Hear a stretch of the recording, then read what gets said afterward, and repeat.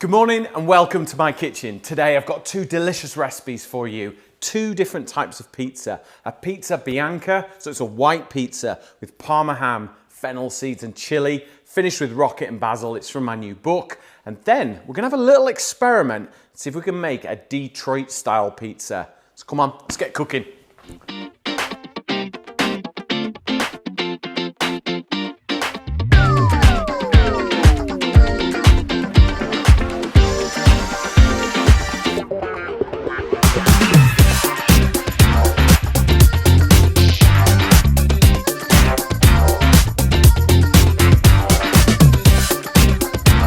Okay, so let's talk pizza. It all starts with a really good dough. Now, I'm going for this new flour that I've just been sent. Cars have sent it.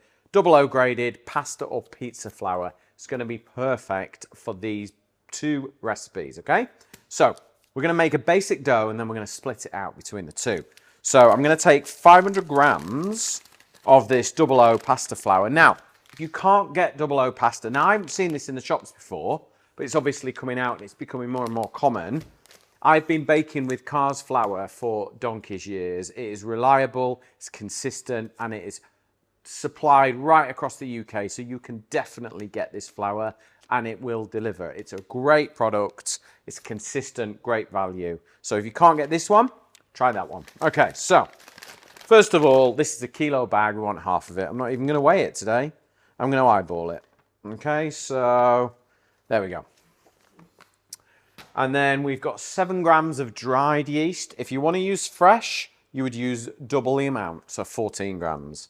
And then 10 grams of salt. I always chuck it to the side away from the yeast. It's just what I do. I don't like salt and yeast to touch. And then a little trick for you, okay? I'll just grab this from the fridge. Now, if you want your bread, if you're going to make bread with yeast, but you want that lovely kind of more developed flavor that you would get maybe from like a sourdough or something like that.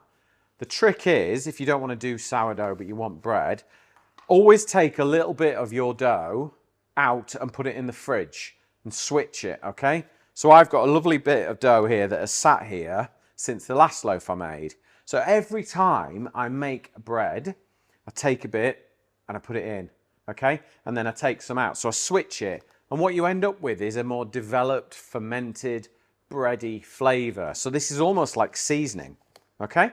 I don't wash it either. I like to just leave it. So I'm going to add that in as well. And then we're in with 325 mils of water, okay? Keep that. Get your hand in like a claw motion and just roll it around the bowl, okay? And we're just going to, until it forms a ball of dough. And then we transfer it onto the worktop and we knead. Right, so I've got my ball of dough. Just transfer it onto the worktop. Palm of your hand, all right? Push and then pull it back. Push it away and it will tear straight away because we haven't developed the gluten yet. So the more you knead it and stretch it, the more gluten will develop, the stretchier your dough will become. And you'll notice that I haven't added any extra flour, okay? I'm just kneading it without flour, because you've got to develop the gluten, and if you add more and more flour, the dough will become tighter and tighter and it won't rise beautifully with the yeast, okay? So get in a mess, knead it, work it, 10 minutes, and then you'll have a really nice, smooth, stretchy dough. Okay, so you can see, look, the dough's completely changed. It's really smooth and it's stretchy. Okay, this is ready to prove, but first, before we do that, take some of the dough, pop it into your tub, put it in the fridge until next time. Right, all we need to do now, pop this dough into a bowl, use the same bowl that you mixed the dough in, cover it and leave it to prove until it's doubled in size, or you can leave it overnight. We've got one we made earlier. And you'll be able to see it's all bubbly. The yeast has done its job. It's got that wonderful sort of fermented yeasty flavour that I absolutely love. You know, bread, me and bread. And then look how stretchy that dough is, yeah? Let's lift this out. pop it onto the worktop, and then we're going to split it out because we're going to make 2 different types of pizza today. Okay, so I'm not going to knock all the air out too much. All I'm going to do is portion it so I can make 2 pizza biancas there, and then we can make 2 of our inspired Detroit style pizza. Okay, ever had a Detroit style pizza, Carlos? No, I've seen it, but Yeah, you're not hungry though, are you? Apparently. We'll see. We'll see. I'm always hungry, to be honest. So we'll put those 2 to there. Right, let's talk Detroit inspired pizza. So what I need are a couple of brownie trays. So I'm going to use my Masterclass 20 centimeter smart ceramic brownie trays, all right? So bear with me here. We'll make 2, because I think Carlos might get hungry as we make this. So I'm just going to grab a little bit of butter. You could use olive oil if you wanted to. And this is not for non-stick, because these pans are super non-stick, all right? This is to attach some Parmesan around the outside of the pizza and give it a wonderful crust. I think, in theory, it sounds amazing, all right? And it'll just work. And apparently the story is, the reason why these pizzas Detroit style is, they came over from Sicily, they were working in Detroit in the car factories. They'd have these metal trays where all the nuts and bolts were kept, and they took them home to make their pizzas in, because they didn't have like pizza ovens and things like that, which they would have been used to in Italy. And then they put their pizzas in these, and that's how the Detroit style pizza was born, apparently. So we've got butter along there now. What we're going to take is our Parmesan, and we're just going to grate in to the bottom of the tray. And you imagine, you know, when you line like a little ramekin with cocoa powder, you're making the little cakes that like little fondants, a bit like that. So we're going to put the cheese up the sides. Do you see? See, when I do that, all the cheese goes up, so it's almost got like a coating around the outside. Look at that. And that's what's going to make our pizza around the outside like really cheesy and crispy. So there's one. Let's do the other one. Remember, if you want any of today's recipes, make sure you sign up for the newsletter, petersidwell.com, and we will send you an email every week with all the recipes from this week's show. Really easy. It goes out at 9:15 on a Saturday morning. So if you're watching live and it's 9:15, you'll be about to ping your recipes. Okay. Same again. Just roll it around. Okay, like so. Give it a really good shake. Don't be shy with it. Let's get plenty on there, because that's going to give us a wonderful crust. There we go. So that are our 2 pizza trays ready. Okay, so back to our dough.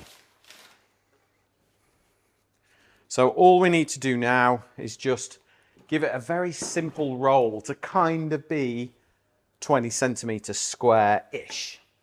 I wouldn't worry too much about it, because the pizza dough is going to expand as it bakes, so it doesn't have to be like perfect, but give it a fighting chance, all right? So just roll the dough one way, and then lift it, roll it, turn it. Just keep it moving, flip it over, and there we go. Almost there. No matter what you do, your pizza always ends up round. Yeah. It's just like it wants to be round. But there you go. That's kind of like the worst round I can do. Okay, so let's take our tray, number 1. Fold your dough in half. Lift it in and then unfold it. Okay, and don't be afraid to just sort of push it up the edges a bit, like so, because that's where it's going to go lovely and crispy. I mean, it's a completely unique pizza, this, in its style, and it's going to get weirder in a minute. Just bear with. Okay, so you can kind of see it going up the edges there, like that, yeah? That's exactly what we want. This is why the Americans call it a pie, because it kind of goes up the sides, yeah? I think there's real, like, beef between Detroit, Chicago, and New York. I think all of them. And their pizzas, and they're all vying for the best pizza in America. I have my own personal opinion. Ooh, you want to say it? Yeah. Come on. Napolese pizza. Naples, where the home of pizza, is my absolute favourite. Naples style pizza is my personal favourite. But I love a pizza.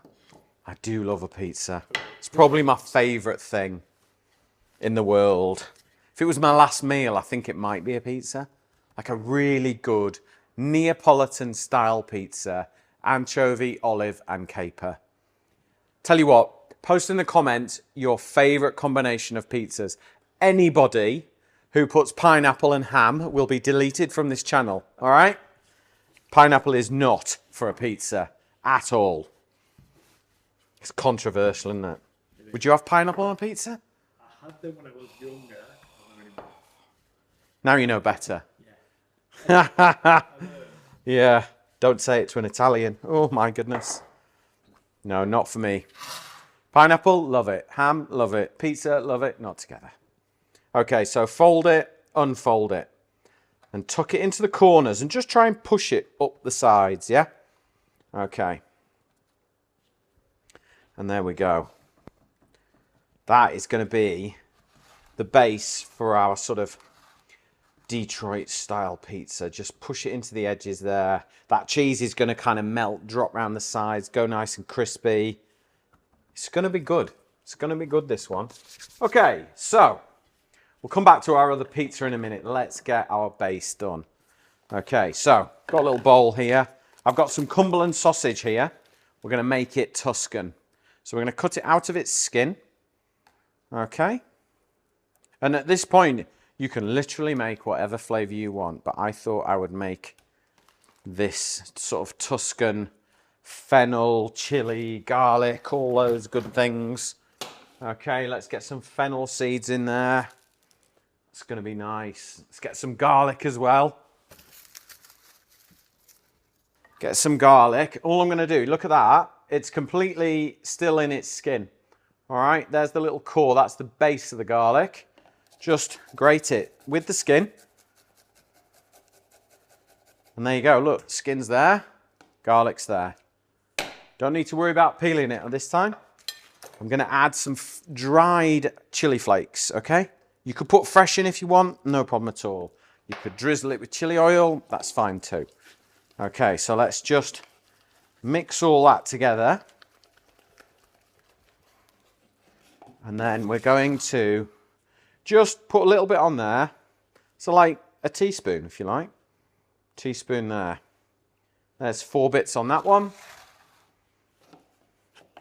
Let's go 4 bits on there. Let's go 5. Let's go crazy, eh, Carlos? Right, I'll just wash my hands.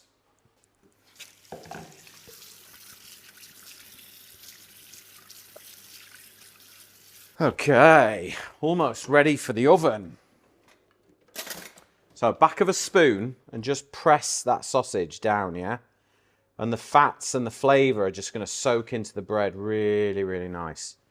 Okay. Now, I'm going to do this pizza with 2... I've actually got a grated mozzarella here. So not the fresh mozzarella balls. They're too sort of...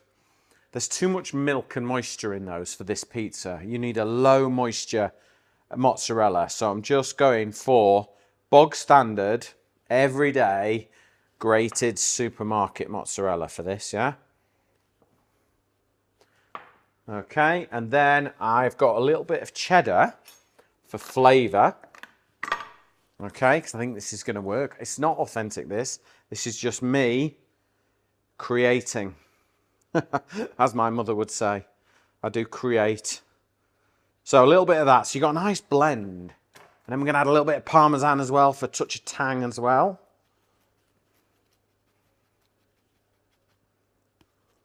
Right, there we go.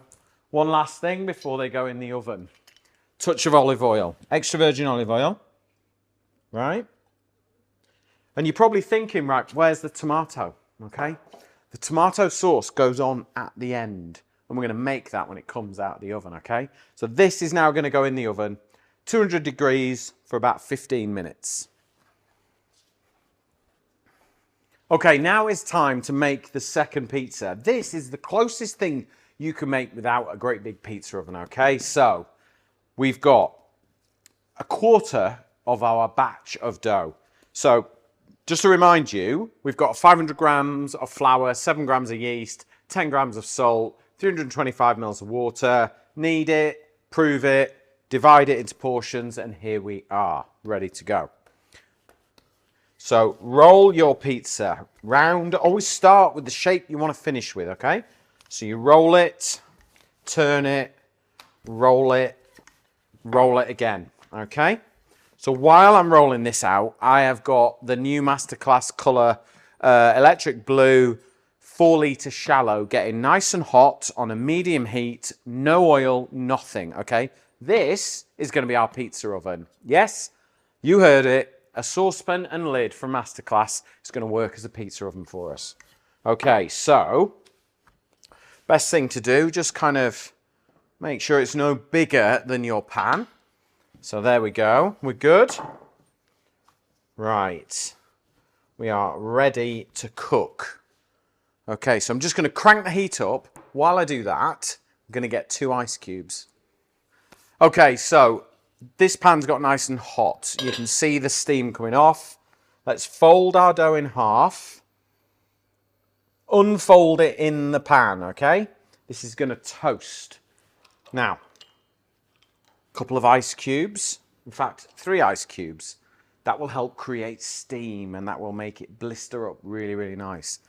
Get the lid on and give it like 2 minutes on a nice high heat while we get everything else ready. So we're going to, this is a pizza bianca.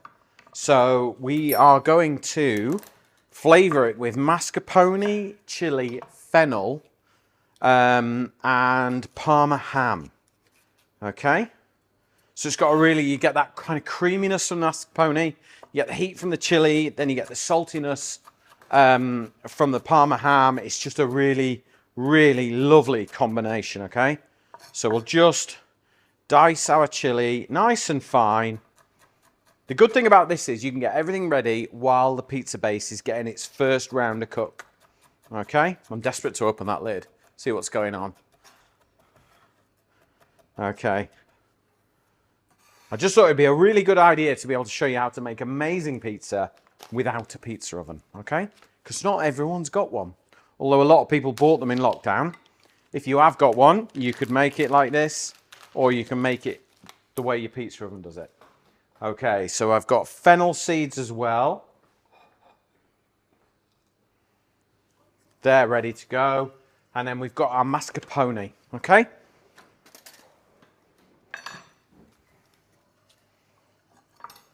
We really don't need a lot else for this one. So let's have a little peek. Ooh. It's looking good, Carlos. Is it? Yeah. Going to give that 1 more minute and then we're ready to start topping it. Right, pizza has been cooking. Get ready, okay? Remember the ice cubes that went in? They've gone. What they've done is they've created a lovely amount of steam. And bread loves steam when it's cooking. You know, even professional bakers will put steam in to get their bread to pop, okay? But look, you can, even if I lift this up, look, it's toasting. Can you see that, Carlos? Yeah? It's toasting on the bottom. It's just crying out now for our mascarpone. So literally, just put little wells of it, okay? And it will melt beautifully. This recipe for the pizza bianca is actually in my latest book, Peter Sidwell's Kitchen. So if you want it, you can get it there, but you can also sign up for our newsletter and you can get recipes from every week delivered to your inbox, okay? So, little nuggets of cream cheese, well, not cream cheese, mascarpone, which is like Italian cream cheese. It's just nicer. Then we'll take some fresh chili. Lovely. And then fennel seed. Don't go crazy with the fennel seed because otherwise that's all you'll taste. But it's just a beautiful flavour and it works really, really well. And then all we're going to do is take our Parma ham. and just peel it apart, hopefully. It's going to come. It's going to come. There we go. There we go. It's super thin, and just lay it around the mascarpone. Don't sit it on top. Kind of let it be that salty, sweet barrier between the creaminess of the mascarpone. Because when we finish this, it will kind of crisp up and be absolutely beautiful. I get really annoyed with Parma ham when I get plastic sheets between it, and then when I get pack that hasn't got it in, I get really annoyed then too, because it's not going to out. Just go for Serrano ham instead. Yeah. I'm not sure which. I think this is an Italian ham, this one. You wouldn't like it, Carlos. Serrano ham is better. I think you're right, actually. I think it is. It's slightly sweeter, isn't it? I think. It's not as salty as prosciutto. I don't think. It depends which one you got. Like, it depends. Female and male leg are completely different flavor as well. Yeah. I didn't know that. Yeah. You can buy in Spain, like, Serrano ham is the from male, but you can buy paletilla, that's from female, that has different, I think it's less fat. You Spaniards are very up on your hams, aren't you? Yep. Right, okay, so we've got our ham on there. Let's just move that over. Get the lid back on, trap the heat, and give it a minute. And while that's happening, I'm going to charge up my blowtorch, because we're then going to scorch it so that we have that beautiful pizza oven style pizza. Okay, let's have a little look at this pizza. It's almost ready. Blowtorch. Honestly, if you need a blowtorch for your kitchen, get this one from Masterclass. Like, all chefs like big, meaty, powerful blowtorches, and there never are. This one is brilliant. All you do, charge it up with the cigarette lighter fluid, and then off you go. So straight in, and just start to just kiss the edges. Look, I'm just going to go around the edges with the blowtorch, and it's just going to make it like a pizza oven pizza. We've got heat coming from underneath. I've now got heat from above. I've got flame. It's now starting to look like a serious pizza. And then I'm just going to, once the edges have got that lovely flamed crust, like leoparding they call it, I'm then going to move it in and just crisp up the Parma ham. So it becomes kind of salty and it becomes crispy. It's just going to make an amazing pizza. Those little pools of mascarpone are just sitting in between the Parma ham, so you're just going to get that amazing combination.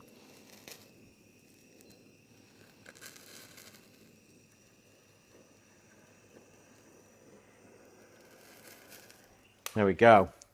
That is our fire bit. I've got a little bit of wild garlic because I've just been out picking it. It's in season at the moment, but you could use fresh basil, no problem at all. You could put garlic on it if you wanted to. I'm just going to put a little bit of that wild garlic on there now. And then let's move that over. I've got some lovely fresh peppery rocket leaf as well, which is going to work beautiful with this. And then finally, why not? Let's get a little bit of Parmesan in there as well, just for that lovely hit. There you go. Being able to make, you can make amazing pizza, not in a pizza oven. You can make it in a frying pan. So let me just scoop this out. Look, you hear that? It's crusty, crispy base. There you go.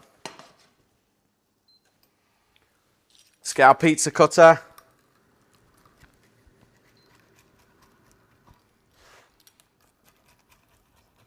Oh, nice. Got to finish that with some olive oil there. Right, Carlos, you're not hungry, are you? So I'm going to have to try this.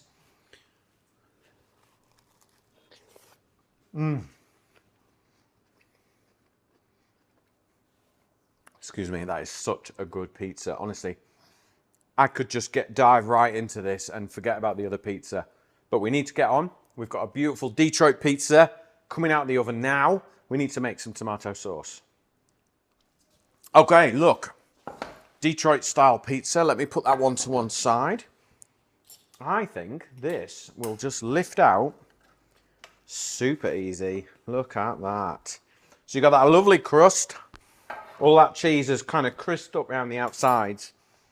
It needs a bit of tomato sauce. So we're going to buy, I've just got some really good quality chopped Italian tomatoes here. In fact, they're not chopped, they're whole. So all I'm going to do is just break them up gently, like that. We're not going to do too much. We want this to be about the tomatoes now.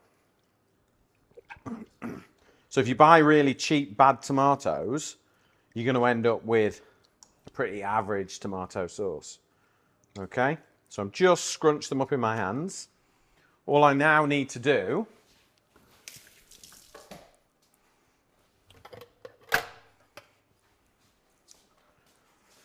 Lola is by my feet sniffing around. She's learnt there's food in here.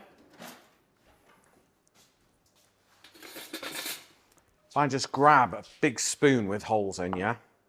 You could use a sieve as well if you want, but I can't find one right now. Give it a little shake, okay? Let's get rid of the excess liquid. Don't want that.